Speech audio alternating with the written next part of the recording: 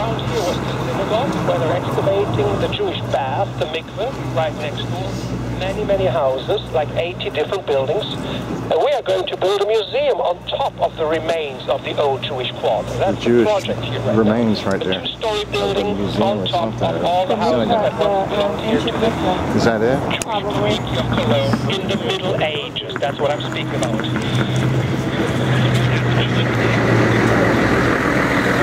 But only in the 1400s, you know, Jewish people were banished from the city. Living in Cologne anymore. The majority was, banished after 1400.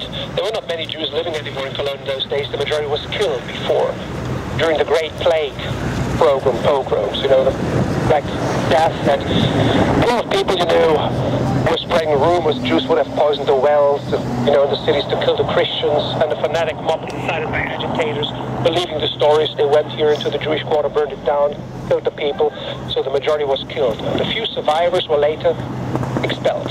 For many centuries, no Jewish community anymore. So there was... Yeah, look, he's riding a bike.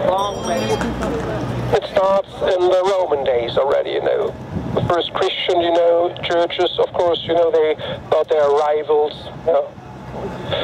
Well, you can find so many, you know, historical, you know, proofs of, you know, anti-Judaism, you know, already starting in the Middle Age, in the Roman days. And then in the Middle Ages, of course, you were the only non-Christian group living in this continent.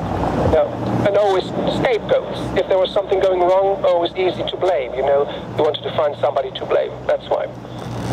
Well, now, ladies and gentlemen, we're speaking about this place here right now, where you can read the name Farina. And this is here, the history of perfume was changed. The original eau de Cologne was invented 300 years ago in the same house by Giovanni Maria Farina, who was an Italian immigrant coming to Cologne around 1700.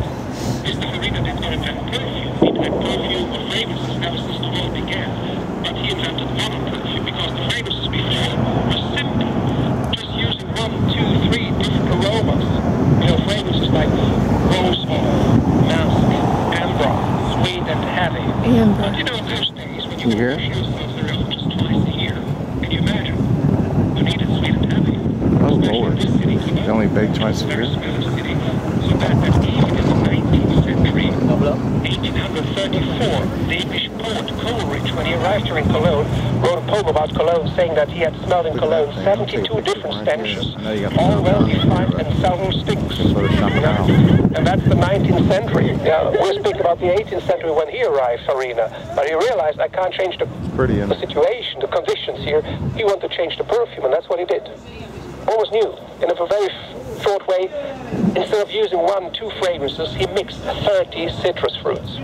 Aromas taken from bergamot, bitter orange, northern orange, lime, grapefruit. He extracted the aromas and then he dissolved them in 85% alcohol. Before, people just used brandy as alcohol. Never that pure. 85%, that's a different world.